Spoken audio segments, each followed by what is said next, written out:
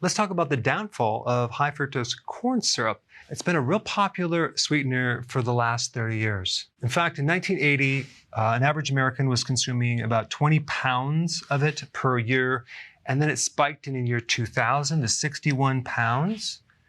And then in 2015, it went down to 39. And if I'm not mistaken, in the last couple of years, it's even downtrending from that point. In fact, quite a few companies are making the shift from high fructose corn syrup to different forms of sugar, unfortunately. PepsiCo, Snapple, Pizza Hut, Kraft Foods, and there's actually a really long list of companies that are moving away from high fructose corn syrup. The problem with high fructose corn syrup is that we have 53% glucose, then we have 42% fructose, and the rest of it is different types of sugars. And the problem is this fructose right here does some serious damage to your liver. All of your cells have receptors for glucose, but not fructose. Only the liver has these receptors to break down fructose. If you're consuming a lot of fructose, what's going to happen is you're going to overload the liver and you're going to create all sorts of problems with insulin resistance, a fatty liver, eventual cirrhosis. So fructose is very unhealthy for the liver. Now, what's ironic is sucrose, table sugar, is 50-50, roughly, glucose and fructose. So table sugar, from my viewpoint, is also very, very unhealthy because it has a lot of fructose. Fructose is the fastest way to fatten up your liver and your gut. But also, the way that they make high fructose corn syrup is in a lab, and it comes from corn starch, okay? And corn is GMO.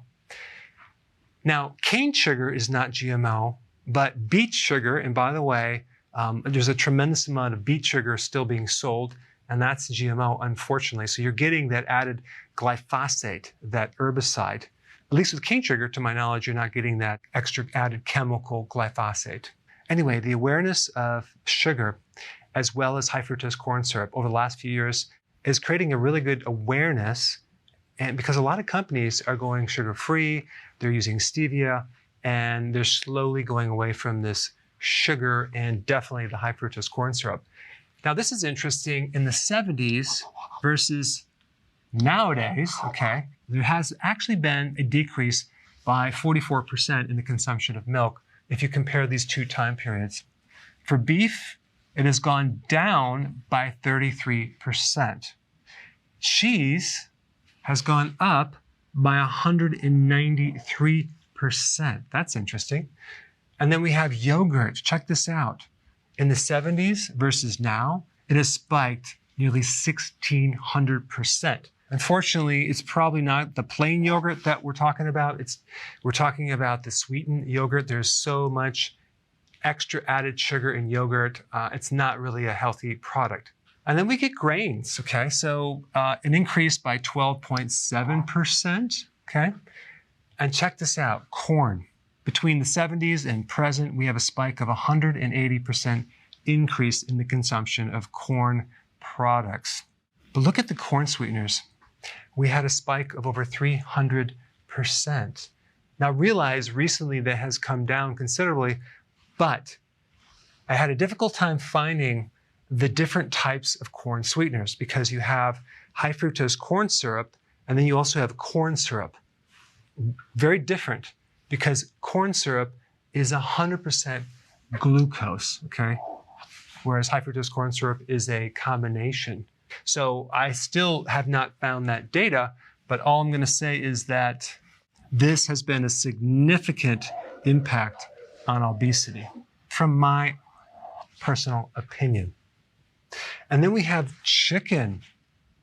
Look at this. Beef has dropped by 33%, but chicken has increased by 110%. People are consuming more chicken because they think it's healthier. I'm going to put a video on chicken down below. You should check it out if you haven't seen it.